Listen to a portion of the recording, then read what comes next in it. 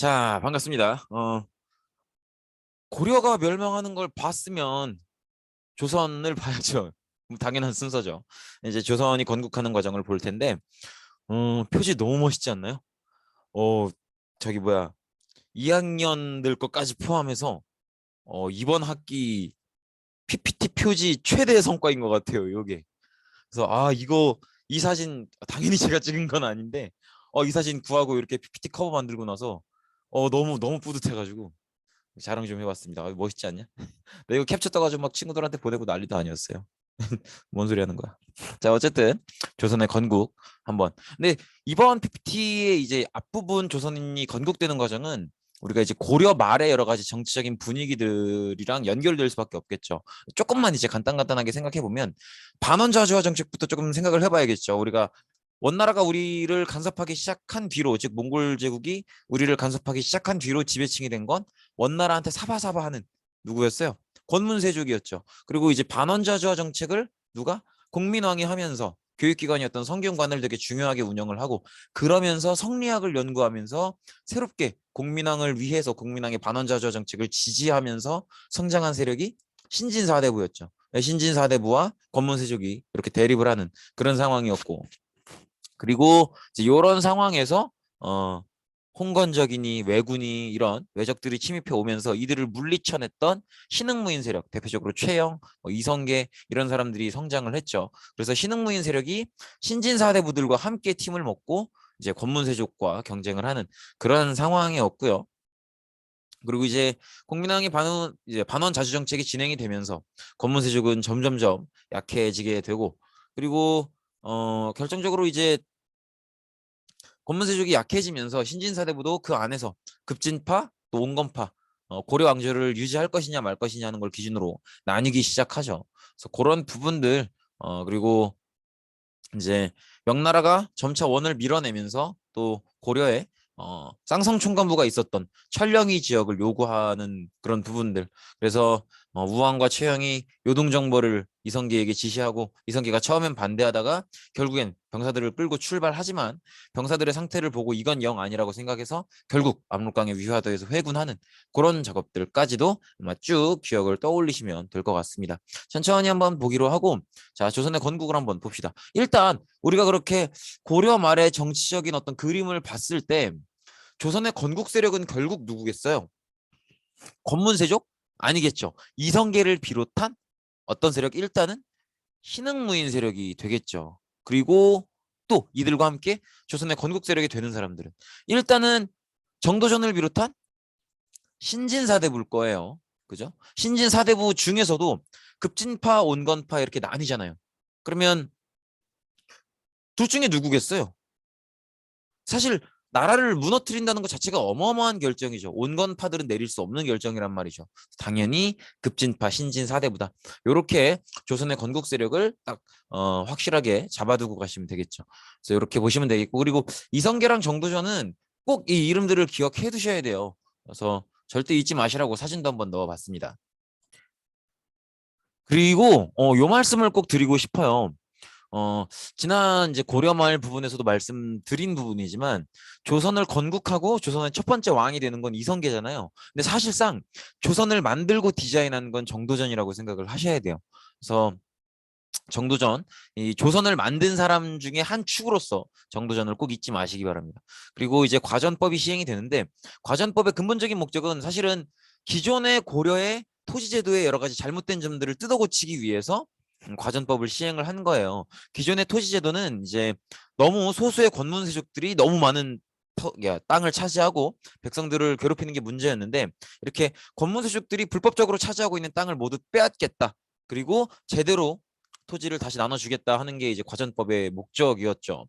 근데 사실 현실적으로는 이제 조선을 건국하는 과정에서 정도전을 따르는 건국을 함께하는 세력들에게 땅을 나눠줘서 이제 경제적인 기반을 갖게 하는 게 현실적인 목적이 됐죠. 이렇게 보시면 되겠고, 그래서 과전법을 통해서 토지제도를 정비하는데 과전법의 내용은 이렇게 보시면 돼요. 어, 조선의 건국을 함께하는 세력들에게 이제 관직의 규진에서 토지를 나눠주는 거고, 요때 받은 토지는 소유권을 받는 게 아니라 그 동네 사는 사람들한테 세금을 거둘 수 있는 그런 권리를 받는 겁니다. 그래서 과전법 정도 기억해 두시면 되겠고, 이 과전법을 통해서 요 조선 건국에 함께 했었던 신진 사대부들이 경제적인 기반을 마련할 수 있었다라는 것 정도도 같이 기억해 두시면 좋겠죠. 이렇게 보시면 되겠고, 어, 새 왕조를 건설하는 데 있어서 마지막까지 반대했던 세력은 역시 권문세족은 이미 이제 날아갔으니까 온건파 신진사대부라고 보시면 돼요. 근데 이 온건파 신진사대부의 대부 같은 인물이 정몽주예요. 근데 사실 이 정몽주라는 인물의 위치가 참 뭐랄까 중요하면서도 모호한 게, 정몽주는 어릴 때부터 정도전이랑 굉장히 유명한 절친이거든요. 아주 친한 사이예요. 그래서 정몽주가 제가 알기로는 한 8살인가 위로 알고 있는데, 어쨌든 몇 살 위이긴 하지만 서로가 호영호재하면서 학문적인 토론도 많이 하고 아주 어릴 때부터 같이 공부하면서 정말 절친이에요. 말 그대로 베스트 프렌드인데, 근데 이제 정치 생활을 해 나가면서, 그리고 또 고려 말에 여러 가지 개혁이 필요한 상황들을 함께 이겨내고 또 권문세족을 상대로 함께 싸워 나가면서 점점점 서로가 의견이 나뉘기 시작한 거죠. 그래서 정몽주의 입장은 다른 온건파 신진 사대부들처럼 어, 잘못된 부분만 고치면 되지 나라를 무너뜨리고 새로운 나라를 세울 필요는 없다. 그건 잘못된 행동이다. 그리고 우리는 유학자로서 지금 모시고 있는 고려 왕조에 충성을 해야 된다라는 게 정몽주의 입장이었고, 정도전은 좀 더 급진적이었죠. 당연히 급진파 사대부니까. 그래서 정도전의 입장은 우리가 진짜 충성해야 될 대상은 국가나 왕이 아니라 백성 그 자체고, 백성이 편안할 수 있다면 지금 국가를 무너뜨리고 새 왕조, 새 국가를 건설하는 것도 필요하다면 해야 된다. 여기 이제 정도전의 입장이었죠. 그래서 이제 정몽주를 비롯해서 온건파 신진사대부가 조선의 건국을 막는 방해하는 마지막 세력이었고, 요걸 제거하는 게 누구냐면 이방원이에요. 이성계의 아들 이방원이 이제 정몽주를 죽이게 됩니다. 그러면 여기서 여러분들은 어떤 생각을 하셔야 되냐면, 이방원 입장에서는 우리 아버지가 새로운 나라를 세우려고 하는데 거의 다 왔어. 거의 다 만들었어요. 근데 마지막으로 방해되는 세력이 이제 온건파 신진사대부, 그 거의 대표격 리더격이 정몽주거든요.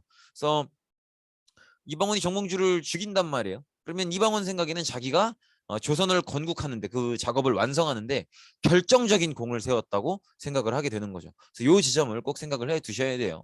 그래서 어쨌든 마지막 세력인 온건파 신진사대부의 대표였었던 정몽주가 이방원 손에 죽으면서 조선이 건국되게 됩니다. 그래서 이것도 조금 중요하게 보시면 좋을 것 같아요. 그 앞에 과전법을 시행한 직후에, 과전법 시행이 1391년이고요.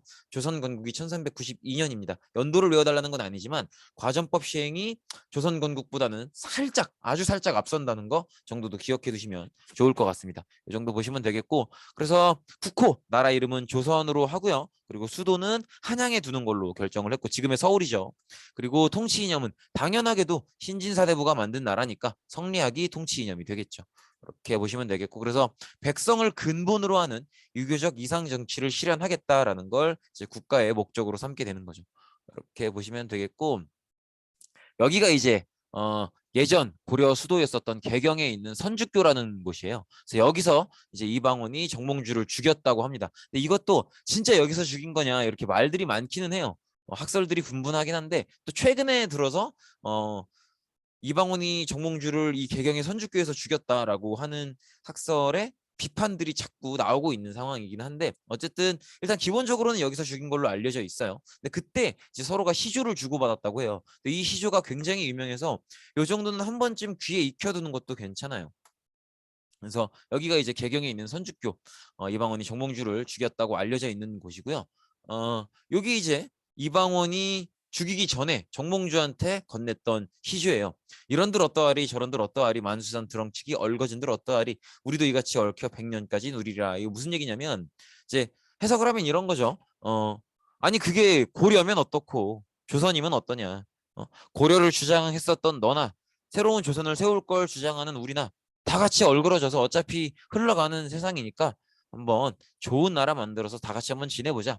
왜 이렇게까지 얘기를 하냐면, 정도전은 자기랑 생각은 달랐지만 정몽주를 굉장히 아쉬웠어요. 왜냐면 아쉬워할 수밖에 없는 게 정몽주가 얼마나 뛰어난 능력을 가진 사람인지 정도전은 누구보다 잘 알거든요.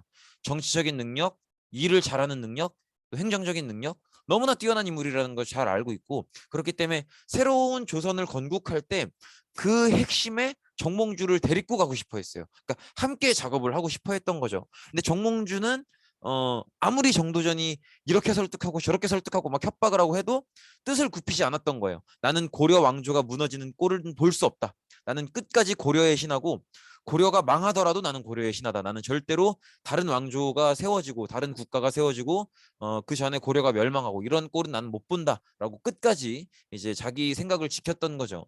그래서 이제 여기에 대응하는 정몽주의 시조가 이거예요. 이 몸이 죽고 주고 100번 고쳐 죽어 백골이 진토되어 넋이라도 있고 없고 님향한 일편단심이야 가실 줄이 있으랴. 그러니까 내가 몇 번을 죽더라도, 내가 무슨 죽는 한이 있더라도 나는 조선이 건국되고 지금 내가 속한 이 나라가 무너지는 꼴은 절대 못 보겠다는 거죠. 이렇게 서로 의견이 달랐다, 이렇게 보시면 되겠고, 어쨌든 조선이 세워집니다. 그리고 이성계가 태조로서 왕위에 오르게 되고요. 대체로는 정도전의 의견에 따라서 국가 체제를 정비하게 됩니다. 그러니까 이렇게 생각하시면 돼요. 조선이라는 나라의 사장님은 태조지만 그 나라에서 만드는 상품의 디자이너는 정도전이에요. 그러니까 조선이라는 나라는 실제로 구체적으로 디자인을 했던 것, 어떤 시스템으로 나라가 운영이 돼야 되고 어떤 제도들이 필요하고 이런 것들을 다 디자인했던 건 정도전이라는 거죠. 이렇게 보시면 되겠고, 이 인물이 이제 정도전이죠.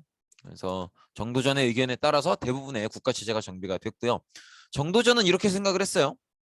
왕은 지금 왕이 뛰어날지라도 사실 왕은 자기 아버지를 왕을 만났기 때문에 자기가 왕으로 올라오는 거잖아요.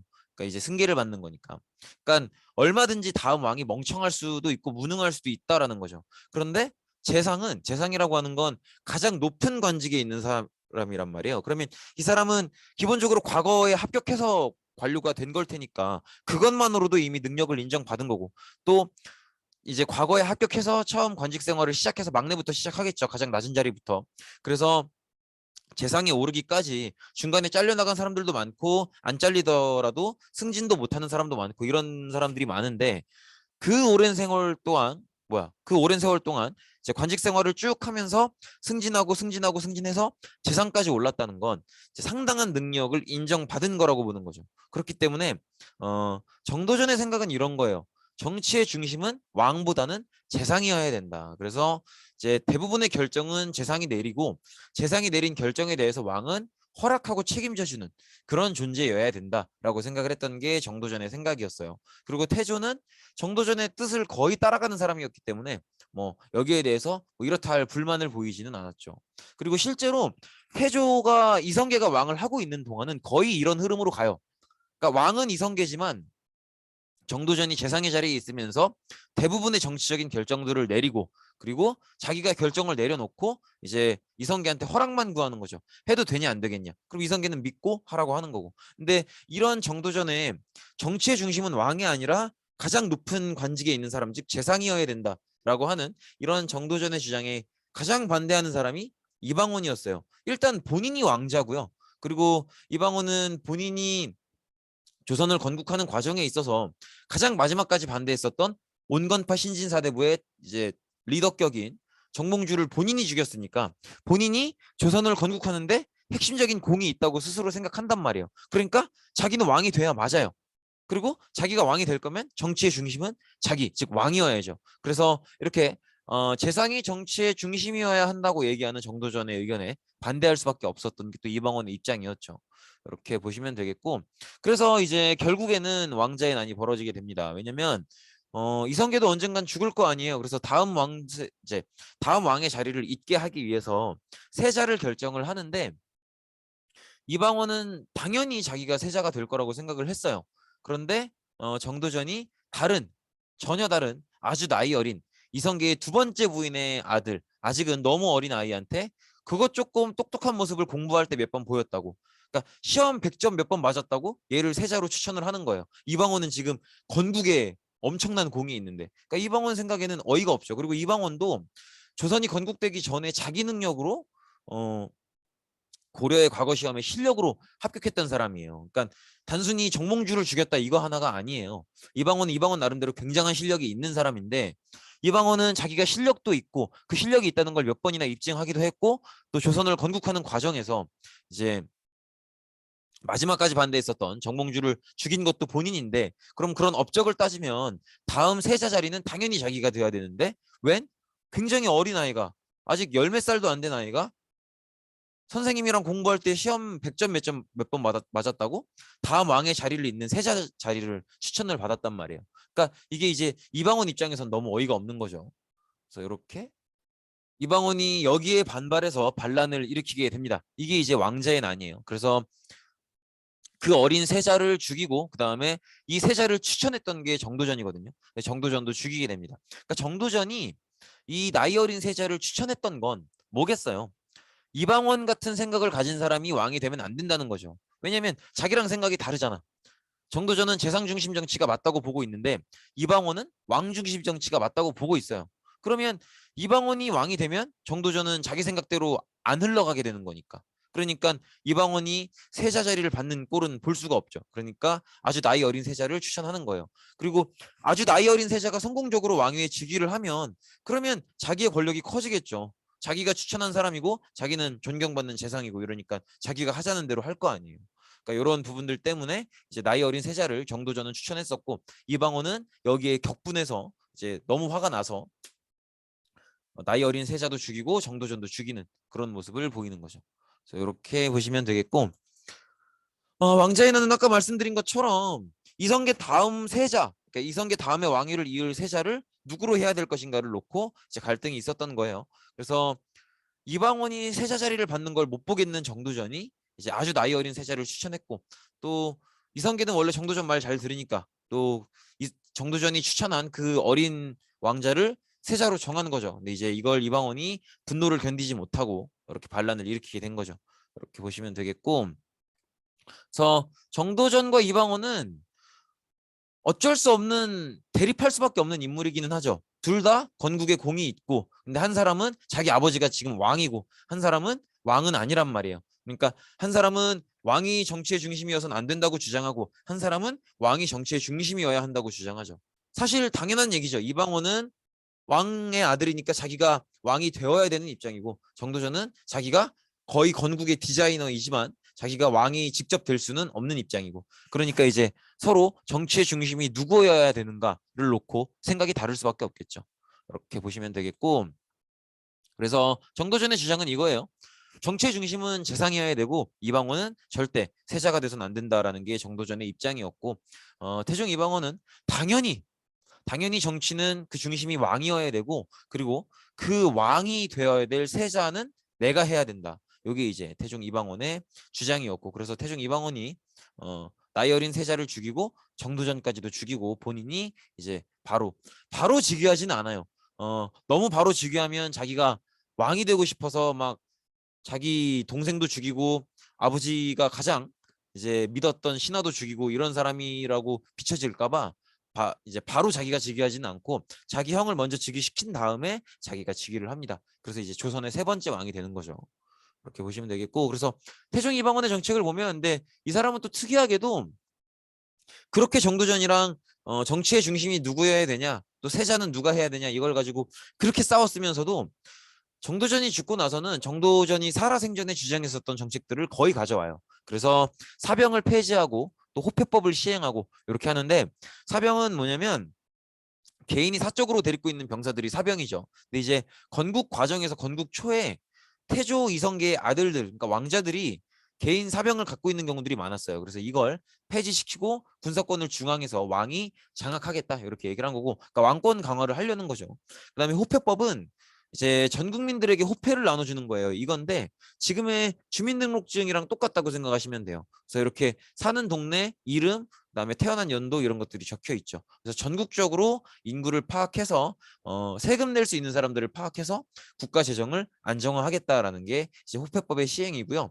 그다음에 사병 폐지, 호패법 시행 전부 다 왕권 강화와 굉장히 중요한 관련이 있습니다. 쉽게 얘기하면 왕권을 강화하기 위한 목적이 크다는 거죠. 사병을 폐지하든 호패법을 시행하든 이렇게 보시면 되겠고 그리고 이제 세종인데 세종은 사실 여기서 볼 건 많이 없어요. 왜냐면 뒤에 과학 파트 가서 거의 보게 될 거예요. 어쨌든 세종은 왕권과 신권의 조화를 추구해서, 그러니까 사실 세종은 마치 예전에 진울 스님처럼 둘 다 중요하다고 보는 거죠. 왕권도 강해야 되고 그다음에 신하들의 권리도, 즉 재상의 권리도 강해야 되기 때문에 둘이 잘 대화해서 풀어가야 올바른 정치다. 그래서 왕권과 신하들의 권리인 신권이 좋은 조화를 추구해야 된다라고 생각을 했던 거죠. 어떻게 보면 뻔한 얘기인데 잘 생각해 보면 이제 이방원의 주장과 정도전의 주장을 적당히 섞은 그런 주장이라고 볼 수 있겠죠. 그래서 굉장히 유능한 재상들, 뭐 황희, 맹사성 이런 사람들을 등용하고요. 그리고 실제로 재상들에게 꽤 많은 정치적인 권한을 줍니다. 그렇게 보시면 되겠고, 그리고 학문 연구가 굉장히 중요하다고 믿어서 집현전이라는 학문 연구 기관을 설치하고 전폭적으로 굉장히 많은 지원을 해줘서 학문과 정책이 성실하게 연구될 수 있도록 배려를 하고요. 그리고 세종은 사실 일단은 정치 면에선 이것만 보시면 되는데 뒤에 문화 면에서 그리고 과학 면에서 볼 게 너무 많아요. 그러니까 일단 여기서는 집현전 설치 정도 보시면 될 것 같아요. 그리고 이제 그 다음이 세조인데 세종 다음이 바로 세조는 아니고요. 이제 태정태세 문단세 하면 세종 다음이 문종이고 그 다음이 단종이에요. 근데 세종 다음에 왕위에 올랐던 문종은 똑똑한 사람이었어요. 굉장히 똑똑한 사람이었는데 너무 일찍부터 오랫동안 아팠고 그렇기 때문에 왕위에 즉위하고 나서 계속 시름시름 앓다가 얼마 안 가서 죽어요. 근데 또 자식은 있거든요. 근데 이 사람 생각에는 자기 생각에 자기가 몇 살 못 살 것 같단 말이에요. 근데 자기 아들은 너무 어려. 그래서 왕위에 올려놔도 신하들이 멋대로 주물를 것 같고 그리고 안 올려놔도 목숨이 위험할 것 같은 그런 느낌이 드는 거죠. 그래서 사실 문종은 단종을 자기 아들이 왕이 되는 걸 굉장히 불안했어요. 자기 아들의 존재 자체도 불안해했고. 근데 어쨌든 문종이 죽었고 그리고 그 어린 아들이 어린 상태로 왕위에 오르게 되죠. 그래서 이 사람이 단종인데 단종이 너무 어린 나이에 왕위에 오르니까 재상들이 이제 정치를 굉장히 간섭하게 되고, 그러니까 간섭한다기보다는 왕은 그냥 병풍처럼 세워두고 재상들이 정치의 중심이 되어가는 거죠. 그래서 이런 정치가 이어져 가고 있는데 특히나 세종 때 집현전 출신인 관료들이 이제 단종 때 들어와서 이제 재상급 자리를 차지하고 이제 굉장히 단종이 너무 어리니까 정치를 자기들 멋대로 하는 그런 모습을 보입니다. 그래서 이런 모습을 보면서 당시에 이제 수양대군이었던 왕족이었던 세조가 이건 아니다라고 생각을 해서 쿠데타를 일으켜서 본인이 이제 왕의 자리에 오르게 되는 거죠. 이게 이제 계유정난이에요. 그래서 기존의 왕이었던 단종을 몰아내고 즉위한 그런 왕입니다. 그래서 자기의 즉위에 반대하는 세력들을 다 제거했고 왕권을 강화하는 모습을 보이고요. 그다음에 군사제도도 조금 더 체계적으로 정비하고, 그다음에 세조에서 가장 중요한 건 크게 두 가지를 볼 수 있는데 세 가지군요. 일단 첫 번째로는 계유정난으로 즉위한 거, 단종을 몰아내고, 그다음에 중요한 게 이거예요. 직전법 실시인데 과전법이었잖아요. 그 전에 토지제도는. 근데 과전법의 내용을 보면 이제 지금 일을 하고 있는 관직자가 죽더라도 그 아내한테 휴량전이라는 땅을 주고 그 아들한테 이제 땅을 또 주도록 되어 있어요. 그래서 어, 이게 바뀌었네요. 그러니까 관직자가 죽으면 그 아내한테 수신전이라는 땅을 주고 그리고 그 자식한테 휴량전이라는 땅을 주게 돼 있는데, 뭐 이 땅 이름을 기억해 달라는 건 아니고 어쨌든 관직자가 아닌데 관직자 가족이라는 이유로 땅을 받는 사람들이 너무 많아지고 그렇다 보니까 많은 땅을 주게 되잖아요. 그러다 보니까 새롭게 합격한 사람들한테 줄 땅이 없는 거예요. 그래서 예전에 뭐 아들한테 주고 아내한테 주고 이런 땅 다 없애버리고 현재 일하고 있는 사람들한테만 땅을 주겠다라고 하는 게 직전법이에요. 그래서 현재 일하고 있는 현직자들한테만 토지를 지급했고, 또 사실 이거는 단순히 땅이 부족해서도 있지만 정치적인 의미도 같이 들어가 있어요. 뭐냐면 지금 이 사람은 반란을 통해서 집권을 했죠. 그러니까 나의 집권을 인정하는 사람한테만 나도 땅을 주겠다는 거죠. 그래서 이런 정치적인 의미도 들어가 있다는 거. 그리고 또 하나 중요한 게 이제 요거예요. 경국대전. 경국대전이라는 건 나라의 법전을 얘기해요. 그래서 이 경국대전을 이때 편찬하기 시작하는데 이제 법을 쓴다는 게 쉬운 일이 아니잖아요. 워낙 오래 걸리는 작업이고, 그래서 경국대전은 세조 때 쓰기 시작하지만 세조 때 완성을 못 봐요. 그래서 뒤에서 성종 때 완성을 보게 됩니다. 이렇게 보시면 되겠고, 그래서 단종을 몰아내고 계유정난을 통해서 이 반란을 통해서 즉위했다는 거. 그다음에 직전법을 실시해서 지금 현재 일하고 있는 사람 당사자한테만 땅을 줬다는 거. 이걸 통해서 국가 재정을 안정화하고 왕권을 강화했다는 거. 그다음에 나라의 법전인 경국대전을 편찬하기 시작했다는 거. 완성은 못했어요. 완성 못했다는 거 꼭 기억해 두세요. 이렇게 보시면 되겠고, 그리고 앞선 세조 때 완성을 못했던 경국대전은 지금 말씀드린 것처럼 성종 때 완성이 됩니다.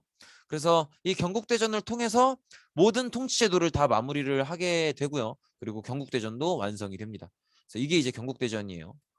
그래서 성종 때 드디어 이제 모든 조선의 이제 유교적인 가치를 담은 다양한 정치제도, 또 통치기관, 뭐 이런 것들이 완성이 되는 거죠. 그래서 성종 때 조선의 통치 체제가 완성이 되었다, 이렇게 볼 수가 있겠습니다.